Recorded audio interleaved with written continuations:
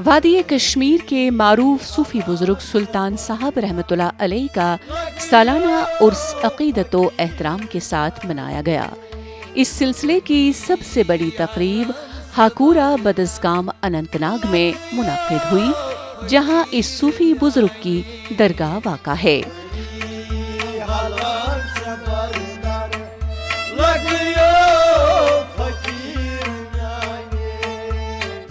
उर्स पाक के दौरान अकीदतमंदों की एक खासी तादाद ने मौसूफ बुजुर्ग से मंसूब आस्तान आलिया पर हाजिरी दी। हाजिरी देने वाले ज़ायरीन में ख़वातीन और बच्चे भी शामिल थे, जिन्होंने यहाँ मुनक्किदा पुरनूर रूह परवर तकरीब में शिरकत करके गिलहाए अकीदत पेश किए। यहाँ आने वाले ज़ायरीन के लिए लंगर का खास एहतमाम किया गया, जबकि महफिल समा का भी इन्नकाद किया गया, जिससे ज़ायरीन महजूज हुए।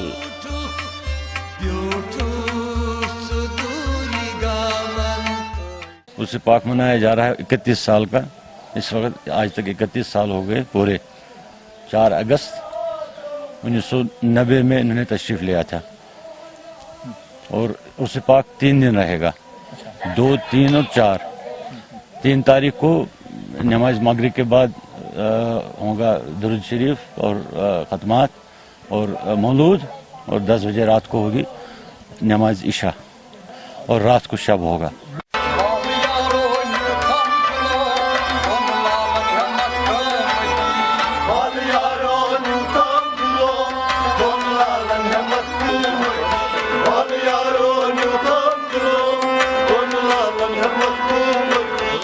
उलमा ने उर्स पाक के दौरान मारूफ सूफी बुजुर्ग हजरत सुल्तान साहब रहमतुल्लाह अलैह की खिदमात पर रोशनी डालते हुए कहा कि हजरत सुल्तान साहब रहमतुल्लाह अलैह जम्मू कश्मीर में एक मारूफ रूहानी और सबसे ज्यादा काबिल एहतराम रखने वाली शख्सियत है।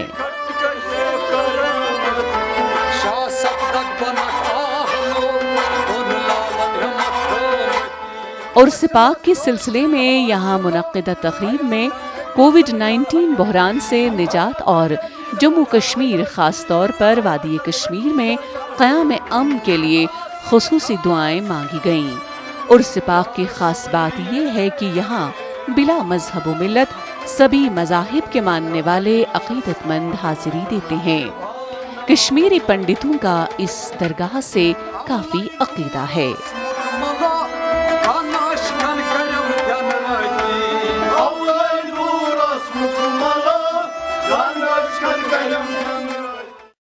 मेरा नाम अंजलि पंडित है, मैं पुलवामा से आई हूँ और 10 साल से मैं यहाँ आ रही हूँ और मेरा कोई बच्चा नहीं था। 5 साल के बाद मुझे इसने बचा दिया है। 5 साल के बाद मुझे इसी ने बचा दिया है। मैं यहाँ आई तो मेरी मुराद पूरी हो गई। हाँ, मेरे हस्बैंड आए हैं, मेरा वही बेटा आया है। मैं हर साल उसको यहाँ लाती हूँ।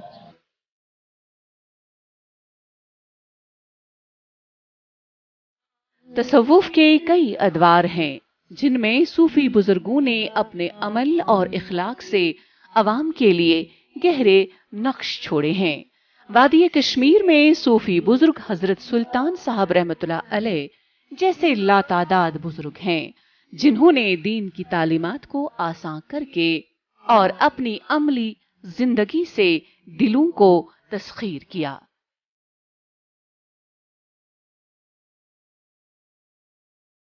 तसव्वुफ के मंजरनामे पर सूफी शायरी की भी अपनी जुदागाना अहमियत है। इसके जरिए इंसानियत का पैगाम फैला और लोगों में हक सच बात करने की सलाहियत पैदा हुई। बदसगाम अनंतनाग में मुनक्किदा तकरीब के दौरान इसकी खूब झलक देखने को मिली।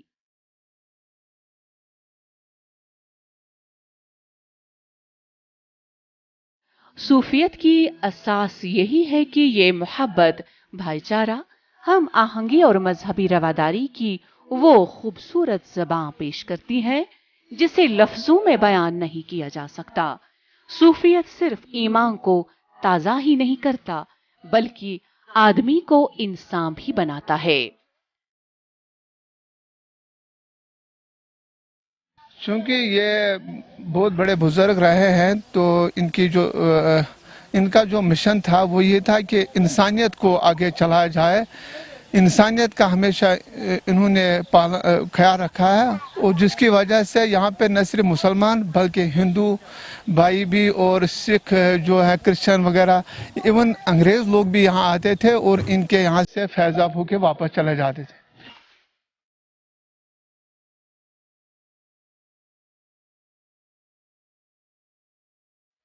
बरसगीर हिंद पाक में इस्लाम के फरोग में सूफिया किराम का बुनियादी किरदार रहा है।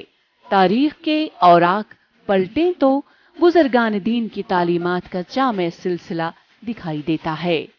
इस खित्ते में बुजुर्गों की आमद अमीर कबीर मीर सईद अली हमदानी रहमतुल्लाह अलैह से शुरू हुई, फिर मुगल दौर, अंग्रेज के तसल्लुत कारनामा और तकसीम हिंद के मरहले से होते हुए मौजूदा अहद तक सूफियों का एक मरबूत निजाम कायम रहा।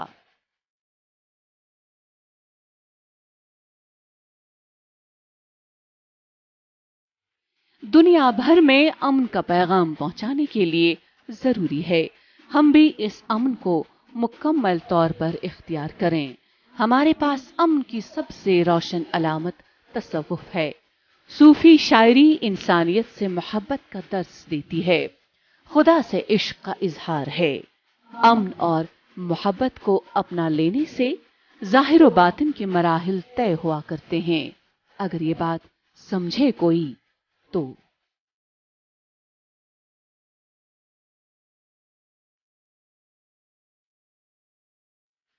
ये मीत है सच जमीन त आसमान कंगई, तस्ब मंगई तो सुई में दिए, सुयल रोशुम हंग त मंगई, अद कस्ब मंगई तो कुस में दिए। जिसने 7 जमीन पैदा किए और आसमां पैदा किया, उससे मैं मांगूं और सिर्फ वही देने वाला है। जब वो रूठ जाए फिर मैं किससे मांगूं और कौन मुझे देगा।